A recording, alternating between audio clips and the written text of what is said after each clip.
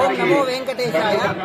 ఉమ్మడి ఆదిలాబాద్ జిల్లా ప్రస్తుతం కుమరంభీం ఆసిఫాబాద్ జిల్లా గంగాపూర్ మండలంలో ఇక్కడ రెబ్బెన మండలంలోని గంగాపూర్ గుట్టపై బాలాజీ వెంకటేశ్వర స్వామి స్వయంభూగా అవతరించిన విషయం మనందరికీ తెలిసిందే.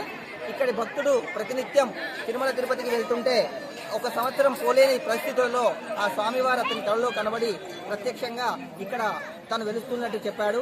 తెల్లారి నుండి ఆ భక్తుడు ఇక్కడ నిత్య పూజలతో పాటు కాలక్రమేణా నైమిత్తిక కార్యక్రమాలు కూడా ఈ ఆలయంలో జరుగుతాయి. కోరిన కోరికలు తీర్చడంలో ఈ భగవంతుడు చాలా భక్త సులభుడని గ్రహించి ఇక్కడి భక్తులందరూ కూడా ప్రతి నిత్యం ఇక్కడ పూజ కార్యక్రమాలు జరుగుతాయి. అలాగే శనివారం కూడా ఇక్కడ అన్నదాన కార్యక్రమం జరుగుతుంది. అలాగే ఈ ఆలయంలోని గిరి ప్రదర్శన కార్యక్రమం కూడా జరుగుతుంది.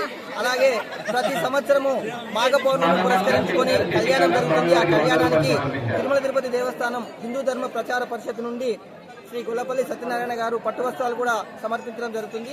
అలాగే ఈ ఆలయానికి వచ్చిన భక్తులకు పెద్ద ఎత్తున అన్నదాన కార్యక్రమం జరుగుతుంది.